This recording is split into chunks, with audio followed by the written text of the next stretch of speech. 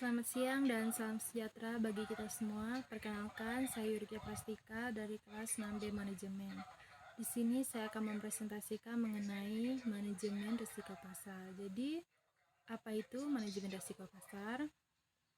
Manajemen risiko pasar adalah risiko pada laporan posisi keuangan dan rekening administratif akibat perubahan harga pasar. Antara lain, risiko berupa perubahan secara keseluruhan dari kondisi pasar, termasuk risiko perubahan harga opsi. Risiko pasar terdiri atas risiko spesifik dan risiko pasar umum. Risiko pasar dapat terjadi pada banking book maupun trading book. Jadi, terdapat beberapa faktor yang memiliki pengaruh terhadap risiko pasar, yaitu nilai tukar, harga saham, dan harga komoditas. Rasio ini menggambarkan tingkat jumlah pendapatan bunga bersih yang diperoleh dengan menggunakan aktiva produktif yang dimiliki oleh bank. Lalu, risiko spesifik adalah risiko yang timbul akibat pergerakan atas surat berharga individual yang disebabkan oleh faktor-faktor yang terkait dengan surat berharga atau penerbitnya. Misalnya, turun harga obligasi akibat memburuknya peringkat kredit penerbitnya. Sedangkan risiko umum adalah risiko yang timbul akibat pergerakan harga pasar yang berpengaruh terhadap beberapa instrumen keuangan. Misalnya, turunnya harga Bank Indonesia Rate atau BI Rate akan mengakibatkan turunnya suku bunga pasar, sehingga berpengaruh terhadap nilai seluruh instrumen yang terkait suku bunga. Kemudian, risiko pasar dapat terjadi pada banking book maupun trading book. Pada trading book, dampak risiko pasar langsung mempengaruhi rugi laba atau modal. Sedangkan pada banking book, dampak risiko pasar secara tidak langsung mempengaruhi perolehan NII atau Net Interest Income ataupun nilai ekonomis dari modal atau Economic Value of Equity.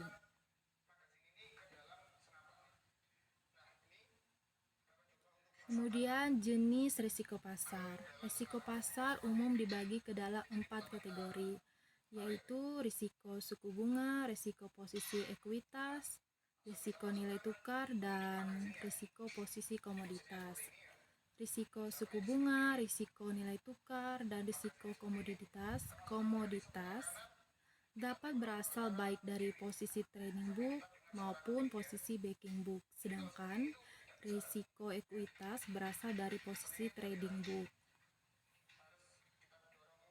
Jadi, risiko suku bunga itu adalah risiko akibat perubahan harga instrumen keuangan dari posisi trading book atau akibat perubahan nilai ekonomis dari posisi banking book yang disebabkan oleh perubahan suku bunga.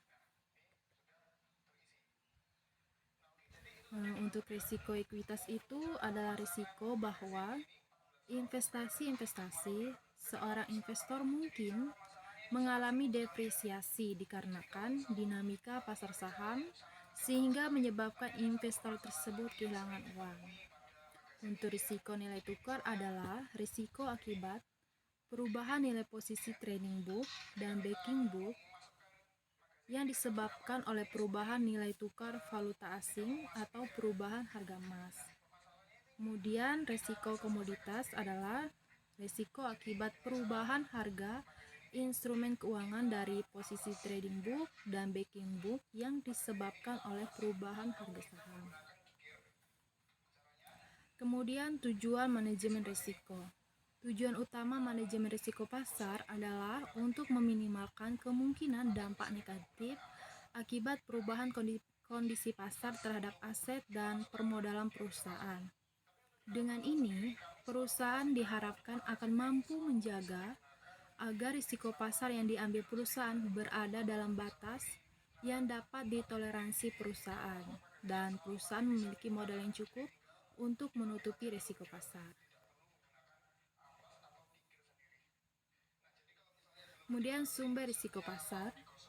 Aktivitas trading merupakan salah satu kegiatan utama perusahaan. Trading adalah jual beli instrumen keuangan atas nama perusahaan dengan tujuan untuk memperoleh keuntungan jangka pendek dari perubahan yang diharapkan atas harga pasar yang menentukan nilai suatu instrumen keuangan.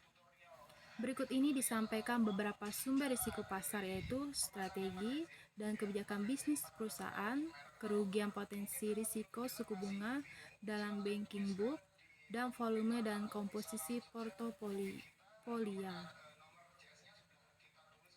Kemudian strategi trading, terdapat beberapa faktor yang mempengaruhi strategi trading, yaitu karakteristik trading perusahaan, posisi pasar perusahaan dalam industri, kompleksitas produk, dan karakteristik nasabah. Kemudian strategi bisnis terkait suku bunga pada banking book. Terdapat beberapa indikator yang digunakan, yaitu karakteristik aktivitas bisnis yang berdampak pada risiko suku bunga pada banking book, dan karakteristik nasabah utama bank, posisi pasar dalam industri, dan karakteristik nasabah. Kerugian potensial risiko suku bunga dalam banking book. Terdapat dua parameter yang digunakan dalam melihat faktor ini. Pertama adalah exposure interest rate in banking book atau IRRBB yang berdasarkan GAAP report atau perspektif pendapatan dan perspektif nilai ekonomis. Kedua, unrealized loss surat berharga dibandingkan dengan modal. Kemudian volume dan komposisi portofolio. Terdapat beberapa parameter dalam melihat volume dan komposisi portofolio. Pertama, membandingkan aset trading, derivative dan fair value option dibagi dengan total aset. Kedua, membandingkan kewajiban trading, derivative dan fair value option dibagi dengan total kewajiban. Ketiga, total struktur produk dibagi dengan total aset.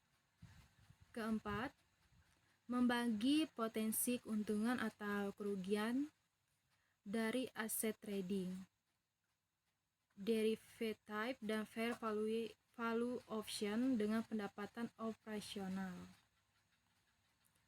Selanjutnya yaitu kelima, membagi total derivative dengan total aset. Keenam, membagi posisi devisa neto dengan total modal. Ketujuh, membagi ekuitas kategori available for sale dibagi dengan total modal.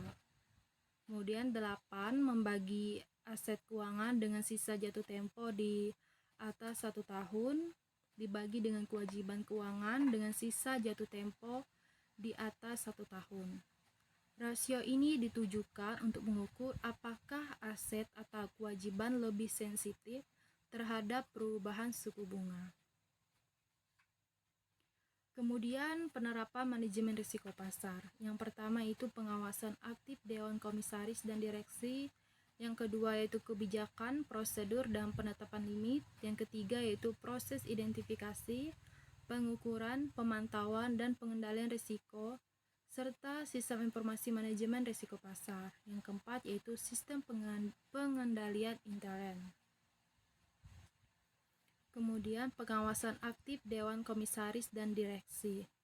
Wewenang dan tanggung jawab direksi diantaranya memastikan bahwa dalam kebijakan dan prosedur mengenai manajemen risiko pasar telah mencakup aktivitas harian, jangka menengah, maupun jangka panjang.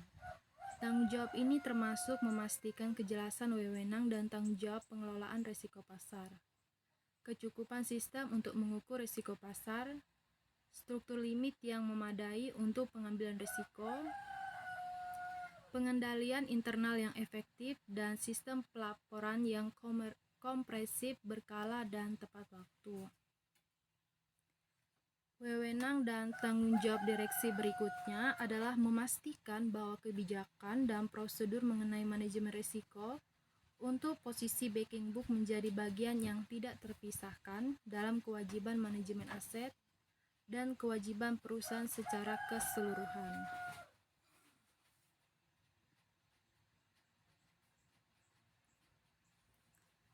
Kebijakan, prosedur, dan penetapan limit. Dalam melaksanakan kebijakan, prosedur, dan penetapan limit untuk risiko pasar, perusahaan perlu menambahkan penerapan beberapa hal dalam tiap aspek kebijakan, prosedur, dan penetapan limit, yaitu strategi manajemen risiko, tingkat risiko yang akan diambil, dan toleransi risiko, kebijakan dan prosedur, serta limit.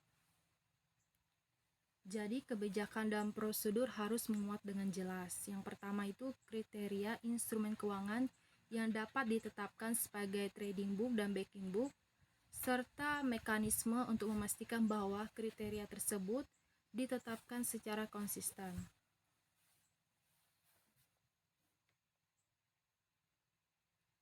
Lalu yang kedua, tujuan memiliki posisi trading book dan backing book. Yang ketiga, kebijakan pengelolaan portofolio trading book dan backing book.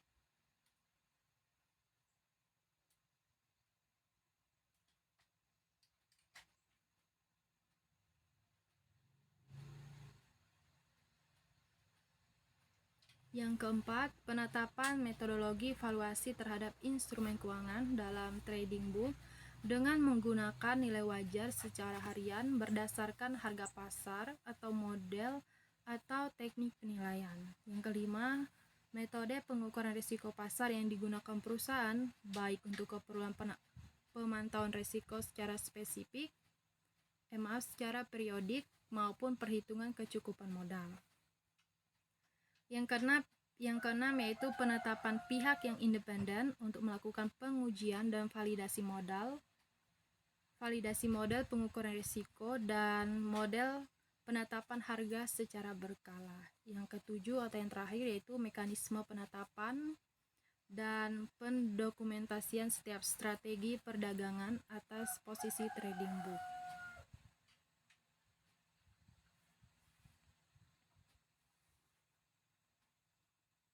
Kemudian proses identifikasi, pengukuran, pemantauan, dan pengendalian risiko serta sistem informasi manajemen risiko pasar. Perusahaan harus memiliki proses identifikasi risiko yang disesuaikan dengan risiko pasar yang melekat pada aktivitas bisnis perusahaan yang meliputi nilai tukar, ekuitas, dan komoditas.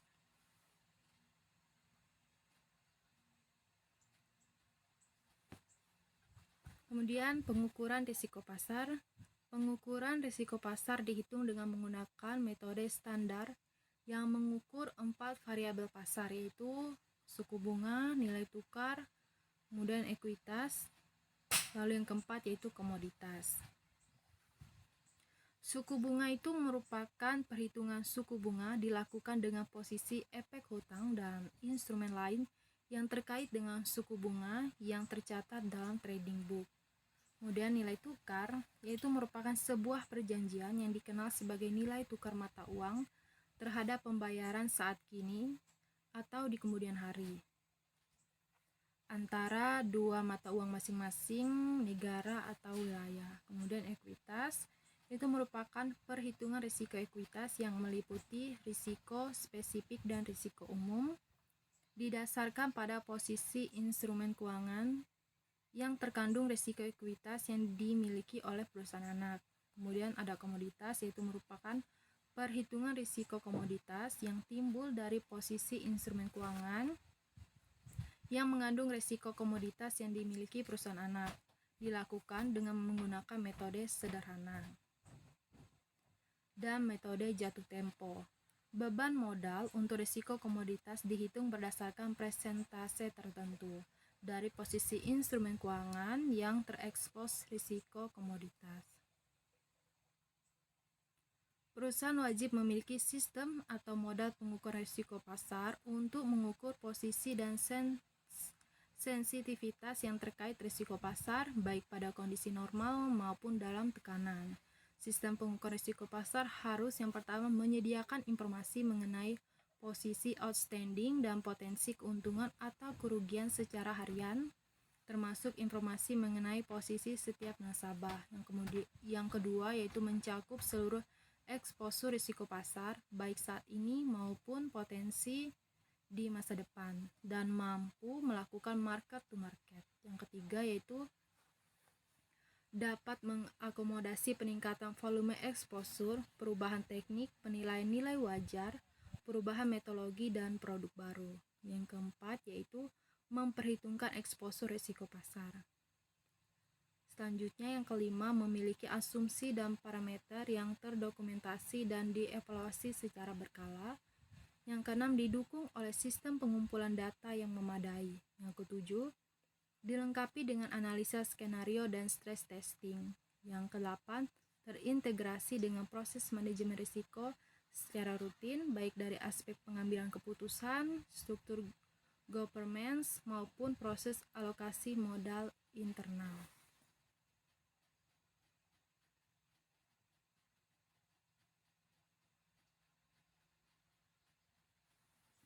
Pengendalian risiko pasar. Manajemen harus mengambil langkah-langkah dalam rangka pengendalian risiko, termasuk pencegahan terjadinya kerugian risiko pasar yang lebih besar.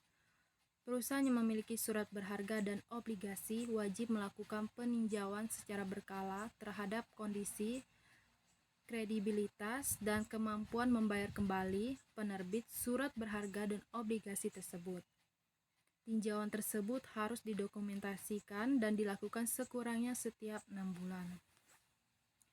Dalam hal perusahaan memiliki surat berharga dan obligasi yang terdaftar atau diperdagangkan di pasar modal, dan berdasarkan hasil peninjauan terdapat kemungkinan peningkatan kegagalan penerbit, perusahaan harus melakukan pengendalian, antara lain dengan memantau secara ketat surat berharga dan obligasi tersebut, serta mengambil tindakan yang diperlukan untuk mengurangi kerugian, misalnya dengan membentuk cadangan.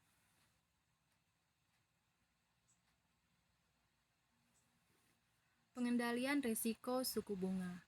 Salah satu teknik pengendalian risiko suku bunga adalah menentukan ekspektasi perubahan suku bunga dalam periode yang ditentukan, menganalisis kesenjangan pada struktur laporan posisi keuangan dan laba rugi perusahaan secara hedging. Jadi hedging itu adalah proses melakukan suatu transaksi yang bertujuan untuk mengurangi risiko. Inti pelaksanaan hedging adalah mengurangi risiko suatu transaksi dengan melakukan transaksi yang berlawanan untuk mengurangi risiko. Proses hedging memerlukan hubungan yang sangat dekat antara jumlah dan perubahan nilai dari instrumen yang dilakukan hedging dan instrumen hedging.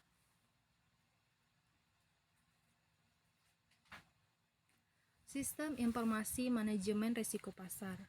Sistem informasi manajemen risiko pasar setidaknya harus dapat menghitung eksposur risiko dan memantau perubahan faktor pasar, yaitu nilai tukar, harga ekuitas, dan harga komoditas secara harian dan berbasis real time. Sistem informasi manajemen risiko pasar juga harus dapat digunakan untuk memperkirakan potensi kerugian di masa depan. Sistem informasi manajemen risiko harus dapat memfasilitasi stress testing, terutama untuk mengidentifikasi risiko secara cepat, sehingga dapat segera melakukan tindakan perbaikan, termasuk sebagai respon perubahan faktor pasar yang dapat berdampak negatif pada rentabilitas dan modal perusahaan.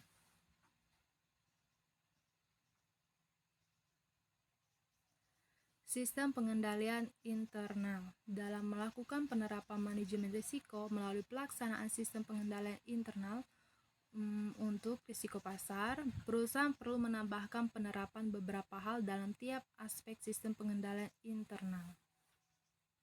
Yang pertama, perusahaan harus memiliki sistem pengendalian internal yang memadai untuk memastikan transaksi dan proses terkait dengan market risk taking dilakukan dengan mengacu pada kebijakan, prosedur, dan limit yang telah ditetapkan. Kedua, penerapan prinsip pemisahan fungsi harus memadai dan dilaksanakan secara konsisten. Yang ketiga, perusahaan harus memiliki fungsi atau unit yang melakukan valuasi posisi trading dan fungsi atau unit yang melakukan validasi terhadap model pengukuran risiko pasar. Yang keempat, fungsi atau unit yang melakukan valuasi harus independen terhadap fungsi atau unit pengambil risiko, dan fungsi atau unit yang melakukan validasi model independen dari yang melakukan pengembangan model pengukuran risiko pasar.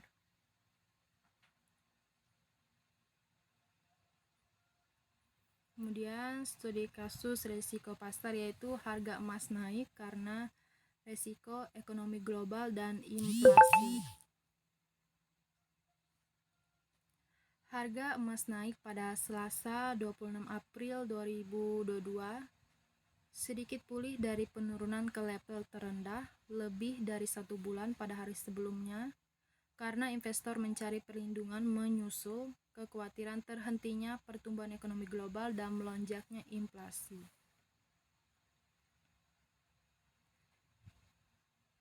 Direktur Perdagangan Logam di High Rights Future, yaitu David Major, mengatakan bahwa beberapa aksi beli muncul kembali pada produk-produk safe haven seperti emas setelah penguncian di Tiongkok yang berdampak pada permintaan di pasar energi dan logam.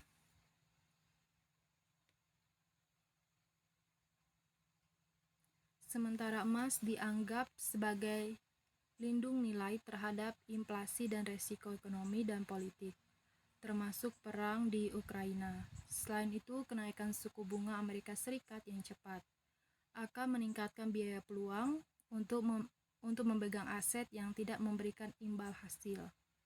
Adapun penguatan dolar Amerika Serikat akan memperlambat kenaikan harga emas. David Major juga mengatakan bahwa pasar mulai percaya Bank Sentral, The Fed, bersedia menjadi sedikit lebih agresif dan karenanya telah mengambil sedikit angina dari beberapa rally komoditas ini. The Fed diperkirakan akan menaikkan suku bunga 50 basis poin pada 2 pertemuan berikutnya. Namun pada saat yang sama, hal ini membuat pasar khawatir bahwa pengetatan dapat menekan ekonomi global. Harga emas sangat sensitif terhadap kenaikan suku bunga Amerika Serikat karena meningkatkan biaya peluang memegang emas batangan yang tidak memberikan imbal hasil. Baik, itu saja presentasi dari saya. Kurang dan lebihnya saya mohon maaf. Dan saya ucapkan sekian dan terima kasih. Selamat pagi dan salam sejahtera bagi kita semua.